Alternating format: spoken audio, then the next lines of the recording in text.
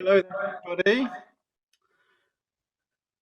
I hope everybody can hear us okay. I'll just give a moment for people to join and sort out their audio and bits and bobs.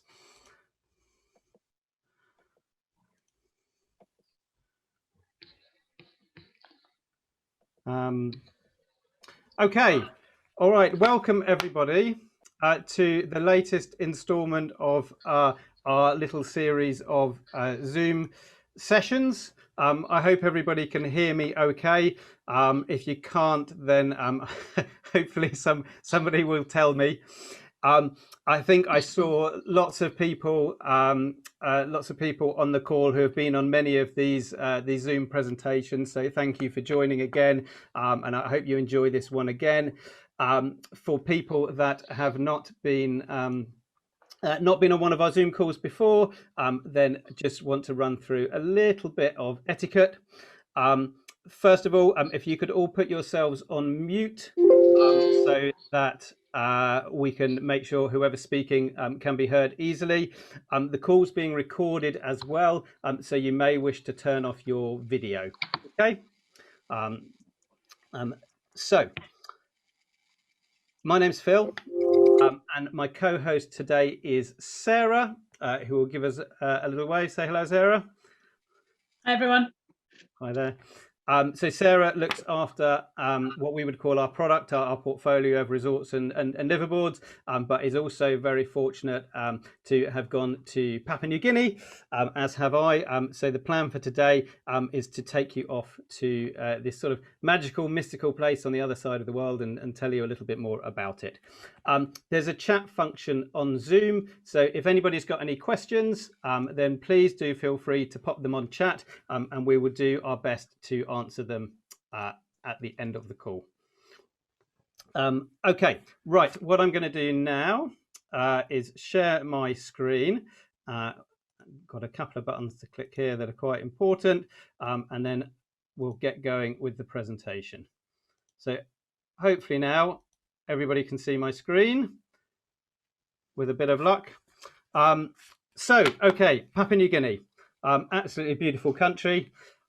This shot is actually from Milne Bay, but is typical of the country and the kind of vista. So we're going to explore that together. First of all, I just wanted to run through just a few of the reasons why Papua New Guinea, which is often known as PNG, is pretty incredible. So first of all, a little bit about the language and culture. So it's got 850 languages. It's thought to have about 1,000 cultures, and in fact 60 language groups, so entirely separate languages, not sort of linked to the other ones. That's because of the geography. It's very mountainous, and all the communities and tribes and so on and so forth are separate. It's also got incredible biodiversity. So it's got 5% of all global biodiversity. That's 20,000 plant species, 750 bird species. For us divers, about 800 corals, and at least 600 fish. So incredibly biodiverse. It's also got the third largest rainforest in the world, 288,000 square kilometers to be precise. And I mean, yeah, from my experience, you know, the whole place is covered in rainforest. Absolutely beautiful. As divers, we've all probably heard of the Coral Triangle. So this is the area that stretches from the Solomon Islands, which we were talking about a week or so ago, up to the Philippines and over to Indonesia.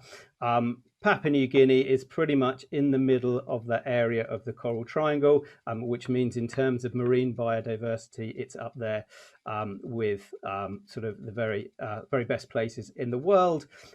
The island itself is actually, half of the island is Indonesia, and has Raja Ampat, which is very, very famous and is sort of considered the king of biodiversity at the moment. But you know, I would hazard a guess everywhere in Papua New Guinea is pretty much up there.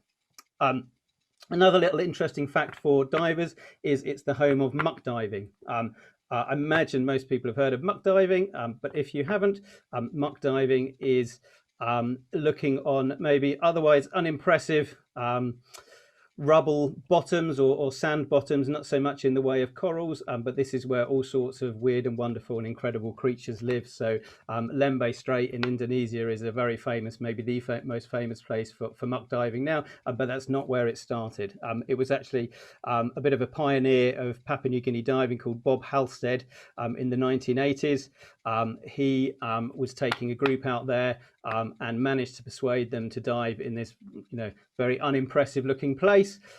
Couldn't get them up from the dive. They absolutely loved it. So muck diving was born, and he named that site. It's called Dina's Reef. He named it after his wife. So just a few reasons Papua New Guinea is very special. Okay, a little bit on how we get there. Okay, so it's so far I could barely fit the UK on this map and Papua New Guinea, but there are a few ways there, and the most common route, or the route we would usually use, is to fly people from the UK to Singapore. Have a bit of a break between flights. Singapore Airport itself is lovely. And then take an onward flight to Papua New Guinea. The capital is Port Moresby, where you land, and then from there, sometimes same day, you can get on to the diving areas that you want to go to, or sometimes you need to overnight. Some people are a little wary of Port Moresby. It's not a place, it's not a place without its issues, but I actually had a wonderful time there. There's some beautiful hotels, and the hotel I stayed in, called Airways, was absolutely stunning. It was lovely. We went to a wildlife sanctuary. We were taken to. We went to a bird sanctuary. We went out for dinner, and I actually had a great time there. So these days, there's absolutely nothing to worry about there. So the whole flying time is about, or the actual flying time is about 18 hours if you go that route, plus stop over in Singapore between flights. It's not the only route. You can go via the Philippines, which, if you can see, my mouse is up here. Also, some people may choose to go to Australia first and then fly up. Obviously, there's quite close connections between the islands, but we tend to find that the Singapore route to be the best. If we just zoom in a little bit on Papua New Guinea, so as I said, it's half of the island of New Guinea, very, very mountainous. I've highlighted a few places here. So the three places with little arrows are the places that Sarah and I have been to. So I'm going to talk about Tufi, and Sarah is going to talk about Lissenung and a little place called Walindi, which is in Kim Bay, which is marked on the map. Other places worthy of mention from a diving point of view, where you've got Port Moresby there, which is where you fly into. You've also got Milne Bay, which is down in the southeast, which is a fantastic area, very, very good, particularly for photographers, very good for macro. And Rabaul, which is between the two red and green arrows, which is excellent for wreck diving. It's also worth mentioning, some people who go to Papua New Guinea like to go there for the culture and the tribes, and they have fantastic festivals out there. So that's generally around this Mount Hagen area up in the highlands up there. Okay, so that's a general overview for you. I'm going to kick off by telling you a little bit about Tufi, which I was able to visit a couple of years ago on an absolutely fabulous trip, and it's a really, really beautiful landscape of fjords with a twist that I'm going to talk you through. So this is a typical shot of what it looks like. Takes about 30 minutes to get there by plane from Port Moresby, and you land on just sort of a dirt airstrip, basically next to the resort and the village, and then off you go. You're there, and it was very easy to reach once you got to Papua New Guinea. So a little bit of information about this particular area.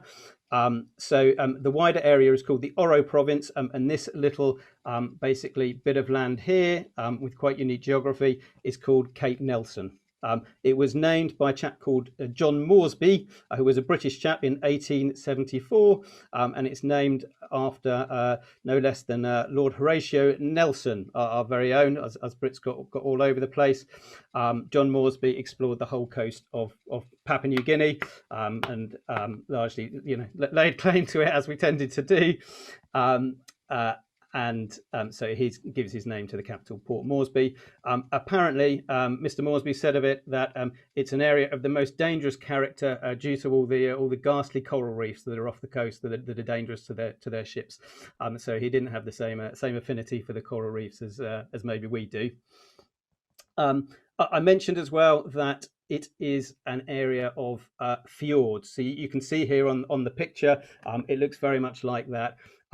Technically, I believe while you hear that quite a lot about this area, fjords such as those in Norway or New Zealand are glacial in their formation, whereas Tufi is not.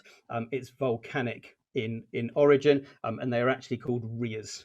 But they're commonly known as fjords. They look, exactly like you would expect fjords to look, and are very, very beautiful indeed. So I had a choice. I wanted to show you a little video. I thought it would give you a really good flavour of the place, and then I've got a few slides as well.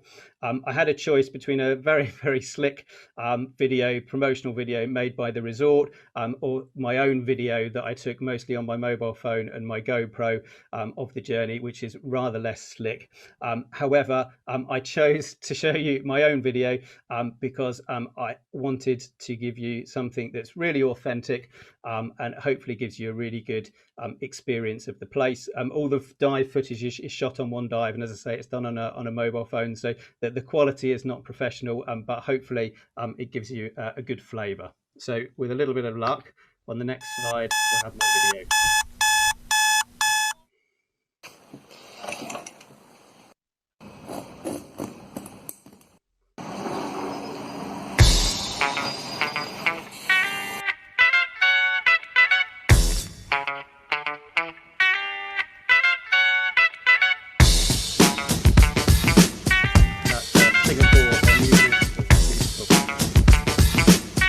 Just arriving to Papua New Guinea in the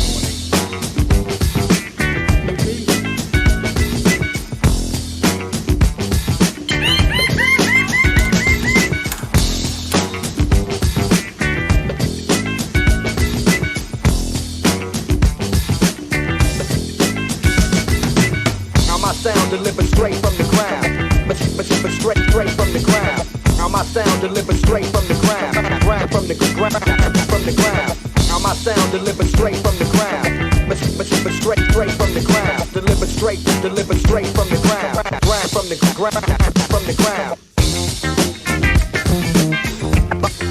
About to make the spot burn. About to make the spot burn. The spot burn. The spot burn. About to make the spot burn.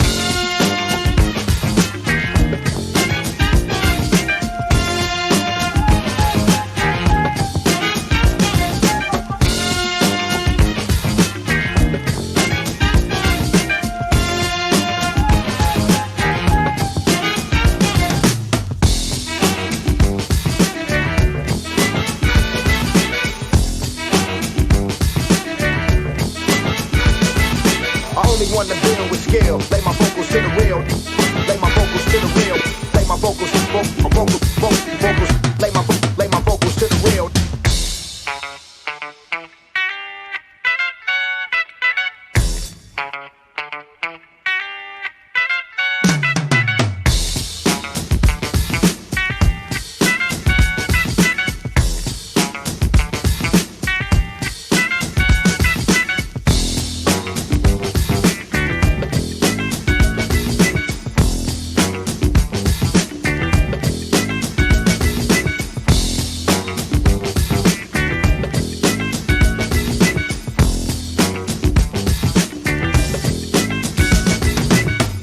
Sound delivered straight from the ground, but straight from the ground.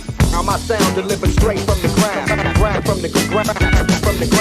Now my sound delivered straight from the ground, but straight from the ground. Delivered straight from the ground, from the ground. About to make this fire burn. About to make this fire burn.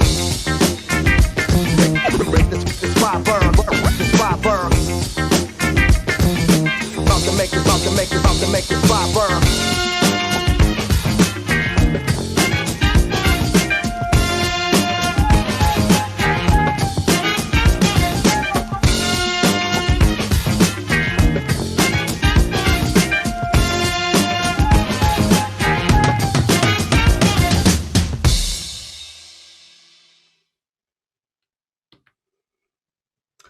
Okay, so hopefully, as I say, not the best quality in places, but hopefully that gives you a really nice flavour for the journey and the type of diving that you get in Tufi. Those with good eyesight may have noticed my rather dreadful shot of a very impressive animal out there that was a hammerhead out there.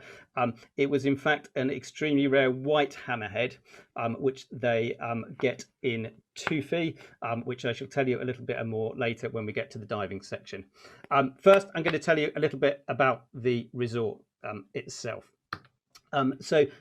Before this area was a resort, where the resort is now, it was actually, Tufi was sort of an anchorage for the British.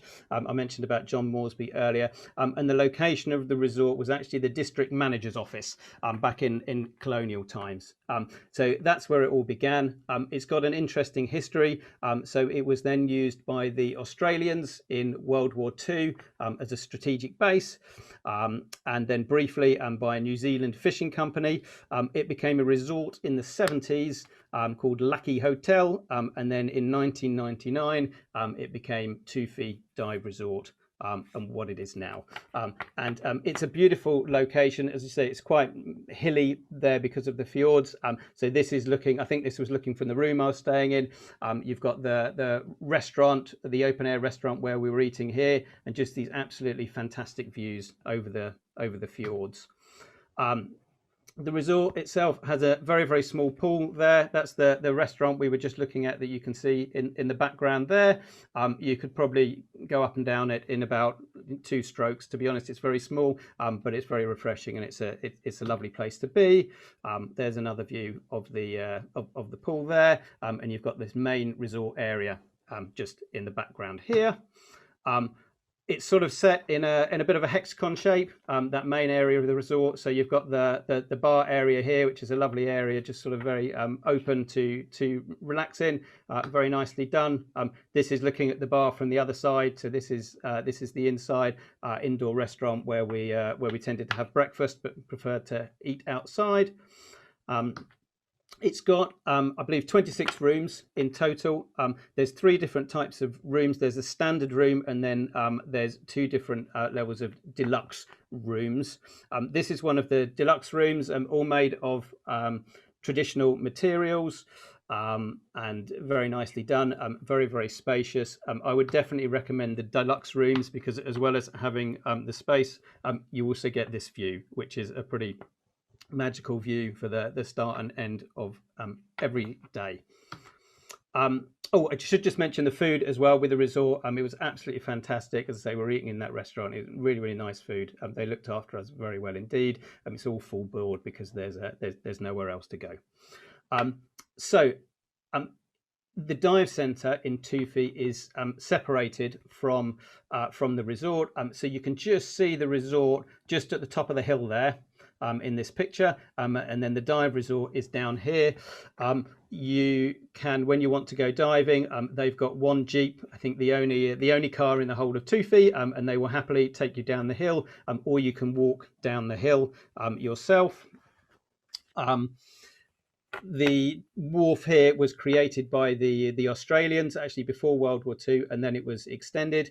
And the dive centre, I mean, it's pretty simple. We're in a very remote place here, but it's spacious. It's got everything that you might need. This is the dive boat we went out on here, this little yellow one, which is very, very comfortable. These were our dive guides, very, very characterful crew. This was Wesley and Winston, I believe, and I regret I've forgotten the other chaps' names. They've all been there years and years and years. They were absolutely wonderful, real delight to dive with. They know everything about the area, and they looked after us fantastically well. So they were an absolutely lovely bunch. Before we get on to the diving, I should also mention about the village life. So Tufi is also a village. It's just sort of behind the resort, if you like. So we took a visit to the village. That's the shot at the top is the local village, sort of very, very well looked after. Absolutely lovely people, delightful place. And around there, they took us to a lovely butterfly garden and a viewpoint nearby, which was what you're seeing below, which is looking over McLaren Bay, which is the next bay over. There's actually a dive site there as well. That's one of the inner dive sites. So really, really nice. You can also go further afield. So Tufi Resort themselves work with a collection of local, if you like, homestays in even more remote locations. Very, very simple. This is one of them called Garewa Village, if I've pronounced it right. So you can go and have an overnight stay here. You need to be fairly intrepid. As I say, it's very, very simple. When we were at the resort, I met some Australian medics who were leaving when we were coming in on the plane. They'd been around the whole local area, not just one place. So they'd been really exploring, giving everybody medical treatment, and they had probably more mosquito bite and leg by the time they got there. But they had been out in this kind of area for a long time. But it's a really nice experience for those that want something really adventurous. They can also do trekking and bird watching as well as the diving. But of course, we're all divers. So it's the diving that we are interested in. So I'll just spend a little bit of time telling you about that as well. So let's start with a dive map. So the thing to know about Tufi is that there are inner and outer reefs. You can see down the bottom here, you've got Tufi, and then you've got a few dive sites in the fjord, which I'll talk you through. And then you've got all these dive sites out here.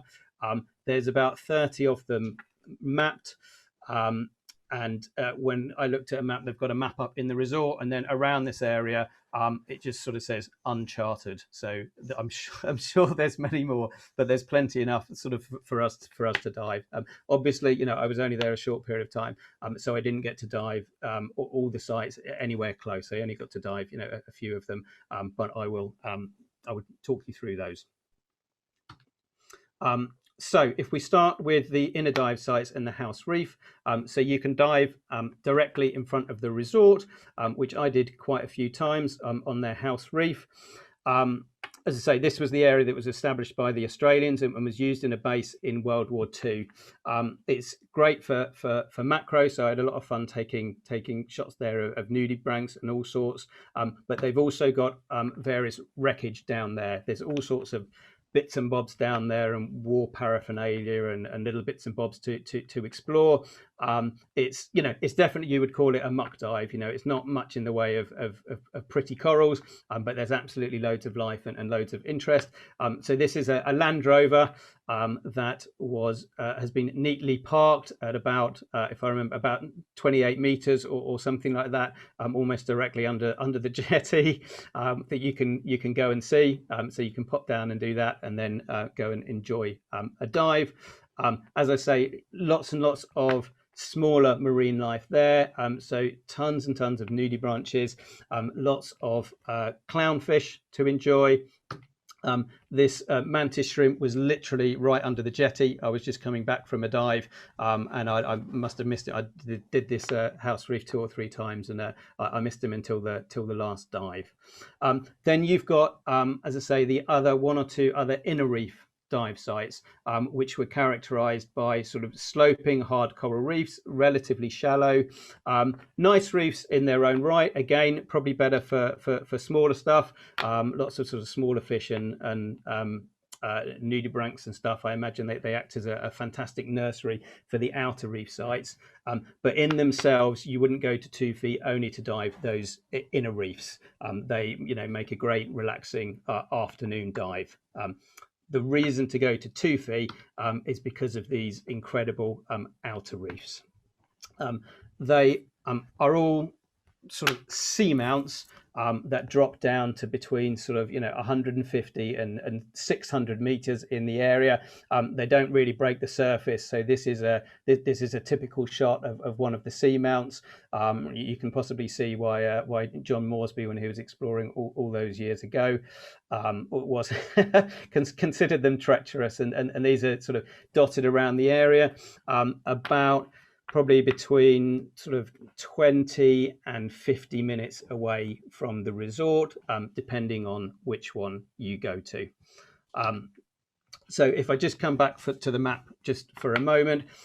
So when I was there, we primarily focused on these two reefs here, called Mulloway and Veals. Okay, and the reason that we focused on those was one, because they are arguably two of the very best dive sites, and the weather was great and we were lucky we could get out to them, but also because at that time of year they had been seeing the very special white hammerhead that I mentioned earlier. Now, a lot of people will say it's an albino hammerhead. I learned from Brian, who was the manager at the time, that's not true. It's actually a bit of science for us. A lot of animals that sort of pale in shade are known as animals with leucism. Leucism, and that applies to these sharks. And there's, I believe, there's a couple of them out there.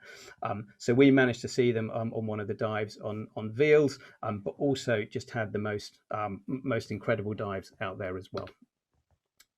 So Mulloway, if I mention that one first. That is, I've got the description here actually, which is quite good.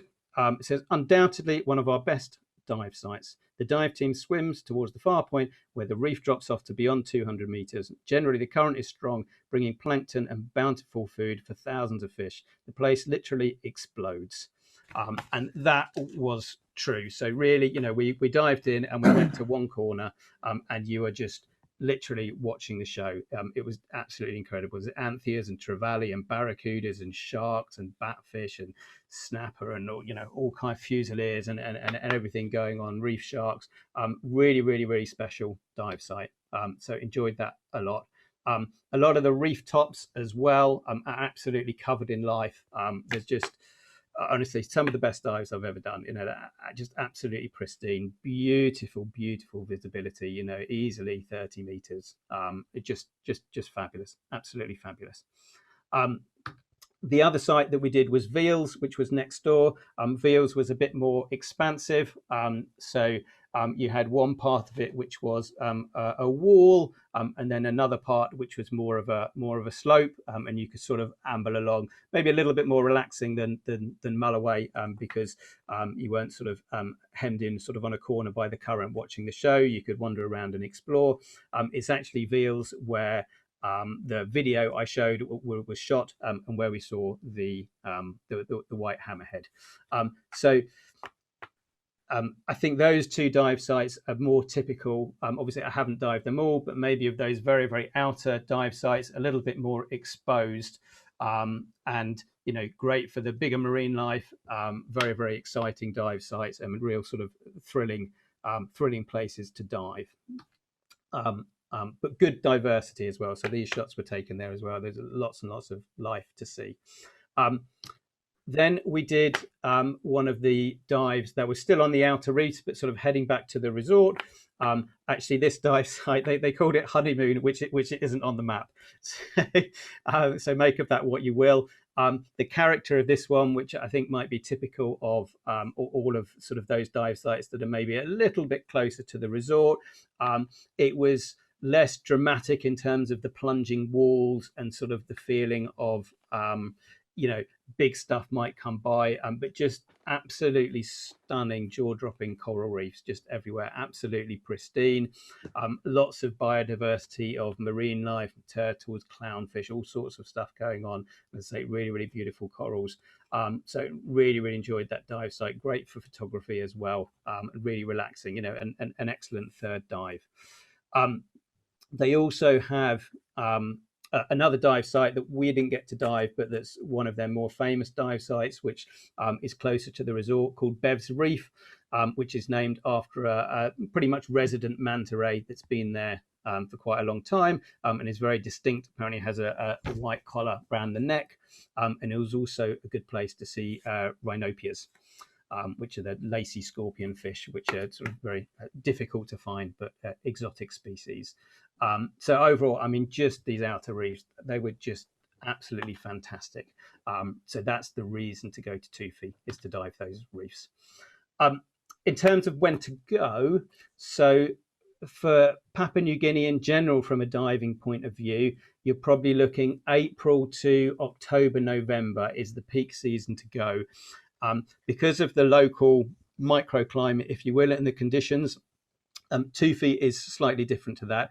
So probably mid-October through to March is the best time to go. Within that period, then if you're really picking the very, very best months, then October and November are the best time, because it's also the dry season. And the reason that this period in general is the better time to visit is because that's when the conditions allow you to get out to those outer reefs pretty consistently every day. And as I say, to go there, and not be able to dive those reefs would be a bit of a shame. They're really the star of the show. That all being said, I went there in May, and it was absolutely fantastic. It was brilliant, and we got out there every day. So it doesn't always hold true, but if we're stating the law of averages, then that's sort of the best time to visit that region. October and November, of course, coincides with a good place to visit other areas of PNG. So that works quite well. Just to wrap up on Tufi, before I hand over to Sarah, so I just wanted to mention this rather charming couple who I believe were called William and Natalie, more English style names. So this couple were absolutely lovely. They had been coming from 2 or 3 days away, rowing on their little raft to come to Tufi in order to be able to sell their goods at the market. And I have to say, I felt rather terrible about it, but they were absolutely delighted to do yet more rowing to take us out to explore the local fjords on their little raft. And we had a little bit of a magical moment when we were there. One of the guys that I was on the trip with had a drone. And he was getting some promotional footage, and he brought the drone on the trip and let it off from the boat. And Paul, William, and Natalie had never seen anything like this in their life. Natalie just didn't know what to make of it, and sort of started looking up to the heavens and repeatedly saying that our God is very powerful, our God is very powerful. Whereas William, on the other hand, had an absolutely beaming smile on his face, thought it was the coolest thing he'd ever seen, and it was just a magical moment. While they didn't know much about drones, they did know a lot about hats and crafts. And I'm hoping you can see me. I can't see myself, but I bought this very stylish hat from them, which I brought home. It is now a cherished possession here. So that's all about Tufi. If I stop sharing my screen now, then it's over to you, Sarah, to tell us about Walindi and Lissenung. Fantastic, Phil. Thanks very much for that. We'll whiz through the next 2 resorts and a little bit more. It's all worth staying for. Bear with me.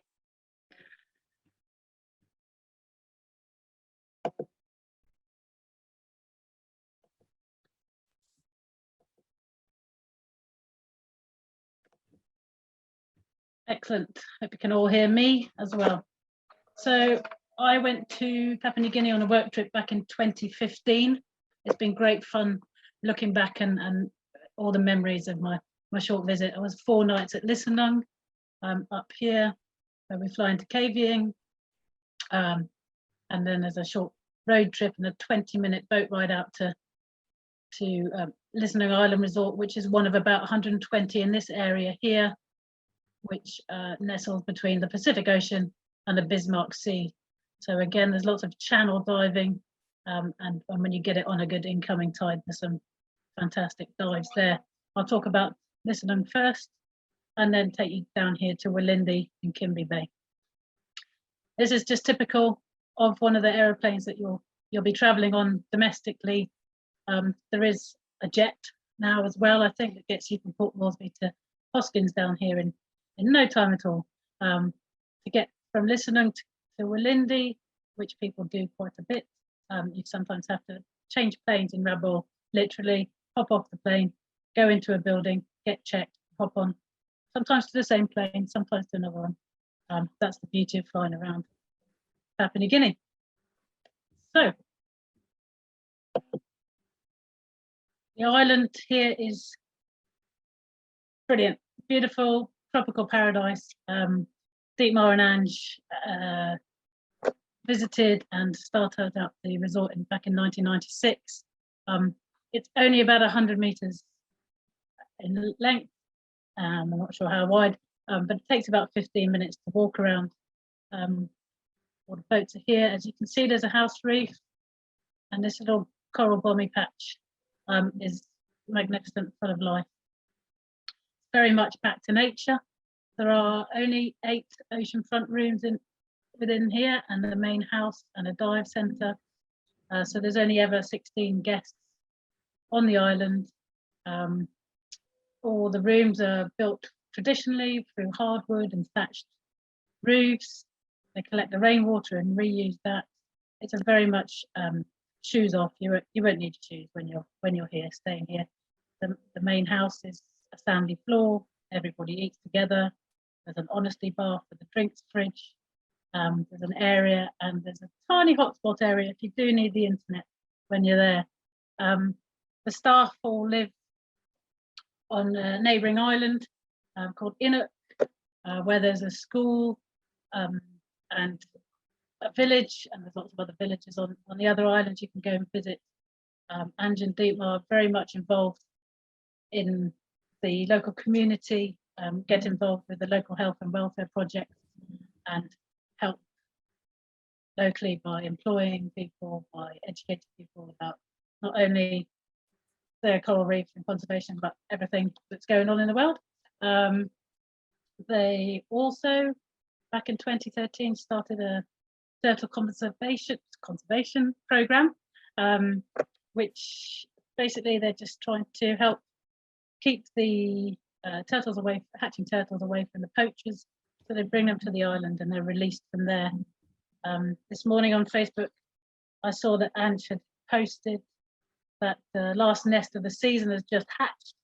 178 hatchlings from 192 eggs. If they are a bit poorly, they'll nurse them back to health a bit. They're mainly hawksbill and green turtle.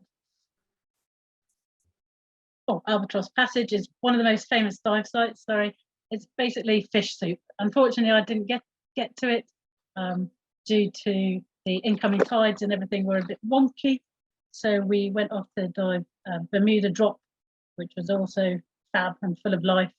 And then on the way to the next dive site, we happened to cross a pod of melon whales or pilot whales. So we stopped and watched them. So anything can happen, and everything is there. As Phil said, there's mega diversity of marine life and bird life and everything over in Papua New Guinea. Fantastic. Here's just a few pictures. They are my images, these ones. So take what you will, but just the lush rainforest of the islands. I think this is Dietmar and Ange's house actually, but everyone is similar. There are 2 rooms here with a double bed and a shower, and it's amply furnished for what you need. They're fan cooled. There's mozzie nets, beds, hardwood. There's screens. There's no windows, but you don't worry about that. There's no air conditioning, but you will be kept cool enough during the night and the day. Here's the main house with the table and the fridge and the dining area and the hanging out area. And here's me actually being there. So I thought I needed to prove that. This guy is Penny. He's one of the dive leaders. He takes us out and about. As you can see, there's lots of little dotted islands around. For anyone who's been to Indonesia or Philippines, it's a bit like that in terms of number of little islands pocketed around. Here's the school at Enoch. When I went, I did take a few pens and papers and a few books for the school just to donate there for them. A little flavour of England and keep their supplies up. Beautiful sunsets, as you can see, and every now and again you'll bump into a local who's out fishing on their local canoes. That's fantastic. Ange and Dietmar send me a little video this week, so I'll leave it to them. Here we go. Try that again. Hi, we are Ange and Dietmar from Lissenung Island in Kavieng, New Ireland province. We are currently celebrating Lissenung Island Resort's 25th anniversary, unfortunately without any guests due to the pandemic. Lissenung Island is approximately 400 by 100 meters, so it's very small and very intimate. We have our own in-house restaurant where we serve a multitude of meals, including, of course, a lot of fresh seafood, which is prepared by our local staff, and Damaris, seen here, is one of them. Our rooms all have ensuite bathrooms as well as hot showers. Hi, my name is Penny, and I'm one of the dive guides. I'm looking forward to showing you our beautiful sea life. Once you come back from the diving, you can relax, or you can go swimming with our dogs and Betty, our resident batfish, who usually turns up at around 4 every afternoon. We also have a turtle conservation program focusing mainly on saving turtle eggs from poachers. So we relocate them to Lissenung, and once they hatch, we release them straight off our beach. Some of them are just unfortunately not strong enough, so we pep them up a bit until they're ready to be released. So we are looking forward to welcoming you onto our little island paradise once this crazy world has gone back to normal. Thanks. You guys. Just say about the turtle conservation program. Back in 2019 or 20, one of our last brochures, there's an article there in print and on our website, so you can find out a little bit more about that. And we donated a sum of money to help with that as well recently. Thanks to you and thanks to the company for that. The fans, the barrel sponges, the elephant ear sponges, they're all super massive over there. The fish, prolific marine life, and thank you to Stuart Philpott, who we sent out a few years ago for these next few photos, just to give you a little snippet of what's going on. I mean, there are, there's the channel dives, there are walls to discover, there's macro sites, and in Kavieng Harbour, there's one particular one called Bottle Shop, which is fantastic for its muck life, goes pipefish, shrimp, octopus, cowries. Great for photographers. There's an Eagle Ray Passage site, no guesses for that one. And there are quite a few plane wrecks from the war. There's a B-25 that was shot down in 1944, which is 12 meters deep, so it's very accessible. Bear with me. Batfish, as Ange said, there is a resident batfish that comes to visit regularly, and a little shark up here. Pygmy seahorses everywhere, and here's an image of one of the planes that you can dive amongst. Unfortunately, I didn't get to do one of these. I did dive about 4 or 5 times there, and it just blew my mind, to be honest. Here's a map, and I've done Danny's Bommy, Bermuda Drop, Helmets Reef, and the Matrix when I was there. The islands here.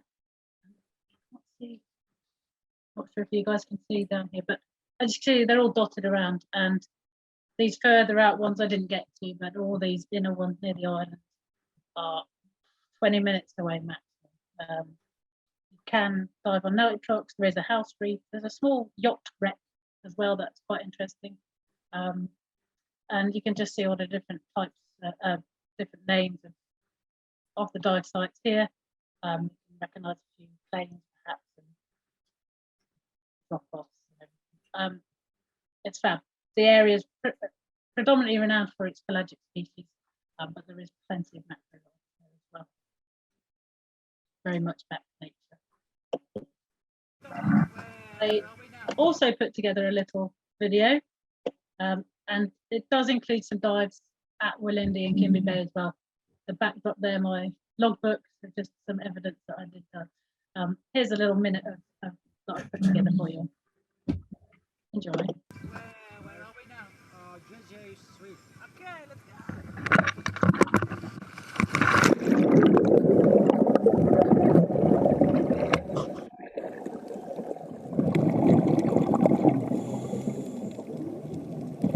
Just fantastic reef building corals, staghorns, bait, everywhere you look.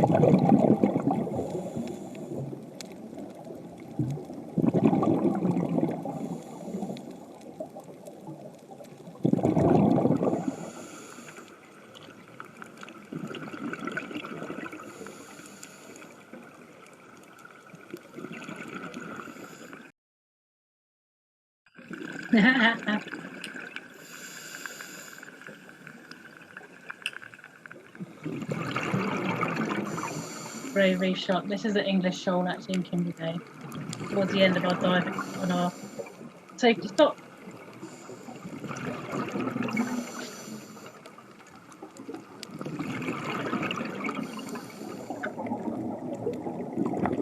And magnificent walls, full of life, nice and deep. This is one of the sponges. I just tried to give everyone an idea of how tall it was. I'm not a giant myself at 5'2", but this is one of the small ones.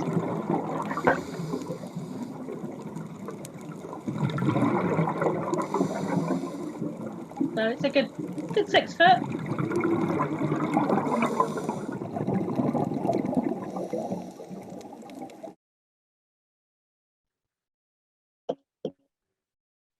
And now we're moving on to a Walindi, very famous resort, nestled in these palm plantations, founded by the late Max and Cecily Benjamin back in, well, Cecily and Max both went to, found themselves in Papua New Guinea back in the late 60s, early 70s as agricultural officers, and the rest is history. They learned to dive when they were there and built Walindi Plantation Resort, which opened in 1983.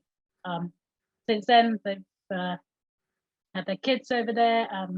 Emma, Shane, and Charmaine live and work at the resort to this day. It's family owned, and it's a little bit different to Lissenung. There's a room with air conditioning for a start and a TV, but very lovely place to stay. As you can see, surrounded by lush forests, plantations, and in the back here a volcano, black sand beaches.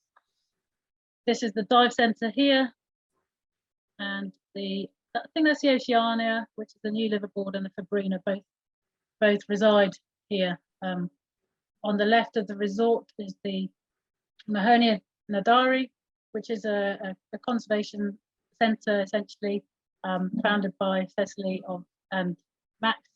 It means guardian of the sea, and it's an NGO, and they basically help teach marine environment and education to the local population. There's also a elementary school here, Max Benjamin Elementary School, and now to the north a primary school. So they are also very much involved in the sustainability of the area and the community, and keeping in touch with the local surrounds. Kimby Bay is out this way and famous around the world for being one of the most biodiverse areas of marine life in the world. Back here in the forest, you'll also find rare species of birds and endemic species, hot springs, fireflies, and a couple of planes that met their demise on land. You can go and see them, as you'll see in a minute.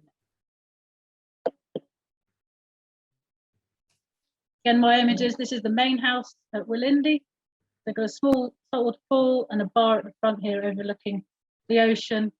There are 12, how many bungalows are there? 12 bungalows, all individual bungalows with ensuite bathroom and basic bedding. So basic, quite luxury there. A fan and again screens for the wind. You don't need air conditioning there. The restaurant here, and out the back there is a TV room and lounge. Where I think you get your breakfast there, if I remember correctly. You can have the air conditioning on. There are also a couple of plantation rooms, which are basically long houses with their own veranda. Sorry, a joint veranda with 4 rooms. They're a bit smaller than the bungalows, but essentially the same standard. A lot of people either on a budget or perhaps if you're staying a couple of nights before or after the liverboard, could be an option to stay here. It's all on full board, and as with many of the resorts around Papua New Guinea, the produce is all locally sourced. The fishermen come in and sell their fish and things like that. So it's all great to be there and get that produce locally and nice and fresh. The boats here are known as tinnies, and as you can see, they're named after the children. They were built in Brisbane, I believe, so they meet first world regulations and that for the boats. They're very hot when the sun shines on, but that's okay. Don't have to touch this like this. This is the dive centre behind, and off we go. Just a few more shots of the volcano and the palm oil plantations. This is the local school, Max Benjamin Elementary, no doubt. The little Emma boat there, off out for a dive. Incidentally, I did have an email from Emma this week as well, just to say that they're all fine, taking the time to do a bit of maintenance around the resort, but they have been open during lockdown, during what we know as lockdown. So they've had a bit of business, few months where people have been able to visit, but they have had local lockdowns in Papua New Guinea as well. But otherwise they're all fine and ready for everyone to come back. Here's one of the planes that crashed, and is now a great sight to go and see. It's quite interesting. A few library pictures of the fantastic fans and diving in Kimber Bay. You can just see there's so much going on at any one time. Huge shoal of barracuda. 3 types of clownfish can be found out there at least. The spiny one, the Clark's one, and pink. I think that's a spine cheek, that one, the pink one. Sharks, you get white tip, grey reef, hammerheads. There's just so much going on. These are the red whips. Again, another massive barrel sponge. Not sure how to do for time. This is a great split shot, just typical of the area. Obviously a lot going on, but healthy reefs, as you can see, the locals and the little islands in Kimber Bay. These are the dive sites that I got to. I've mentioned English shoal. Oh, there's so much to talk about. We could be for hours.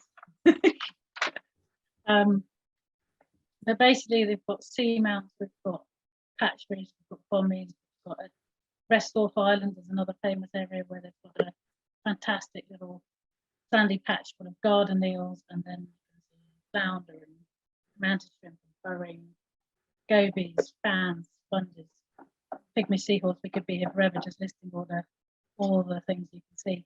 There's gentle slopes, there's walls, it's just fish soup everywhere you go, basically. Prolific site. There are about 40 sites here, and when you hop on the liverboards, they will dive here these sites as well. As I'm running late, I'll just skip through to the last couple of slides. This is the Fabrina. It's been out in Papua New Guinea for quite a while, since 1991. 10 to 12 people on board with single and twin cabins. Just like it said there on my slide, they run the signature itineraries that cover Kimber Bay, the Witu Islands and Father's Reefs during those times of the year. Those peak months when it's a little bit more windy in June, July and August. They're shorter itineraries, but also to the same areas, perhaps Father's Reef and Kimber Bay.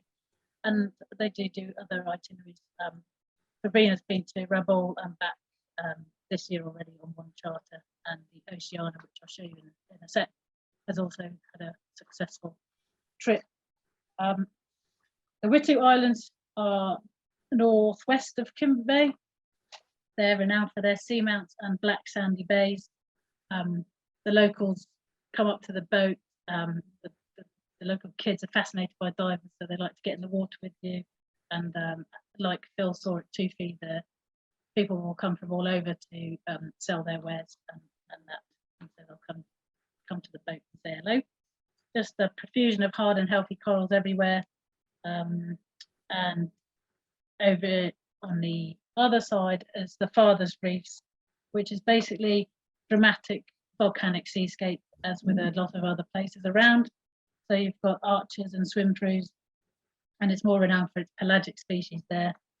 I've got dive sites like Shaggy Ridge, the Arch, which is a bommy and an arch covered in soft corals, where you can see juvenile wrasse and gobies.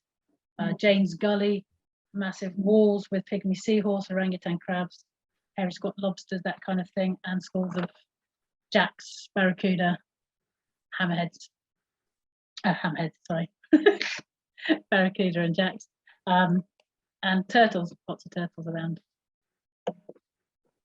The Oceania joined the fleet, as it were, back in 2019. A bit more modern boat, catamaran, more stable for some. It does similar itineraries. It does the signature itinerary, does the mid-year itinerary, and also heads down to Alatau and Milne Bay, and sometimes might go to caving as well. It depends. Year on year, there's different itineraries that can be booked on both boats. Just to round up, because we are running out of time, sorry, this image here is at Barney's Reef in the Witu Islands, I believe. Underwater Papua New Guinea, expect the unexpected. Warm waters, amazing visibility, prolific marine life, immense biodiversity, both topside and underwater. Nitrox available everywhere and on the boats, shore boat and liveaboard options. Go visit. It's amazing. We'll leave it there, Phil. All right. Thank you. Oh, I sounded a bit funny there. Thank you very much, Sarah. I hope that gives everybody a really good overview of the places that we have visited. Really, we've just scratched the surface there. There's so much to see. What I wanted to do, just to finish off, is just to talk you through quickly the trip ideas that we've got on our website. Obviously what we do is tailor-made, so you don't need to stick to these at all. There are suggestions for trips that work well. As I say, there's more areas to go. Sometimes people want to combine it with things on land to see this topside. There's birding, trekking, nature, the festivals and the culture and the tribal shows. But these are our trip ideas, just to give you a bit of an indication. 10 nights at Tufi, where I visited, 14 dives, all meals, all the flights from the UK and transfers, will be around about 3,895 per person. If you wanted to combine a Walindi and Lissenung resort, essentially the trip that Sarah did, then if you did 18 dives with that, 13 nights, if my maths is correct, in total in both resorts, all your meals, all your transfers, all your flights, then that will be 17 days from around 5,195. And the other trip that can work quite well is to combine Tufi and Walindi.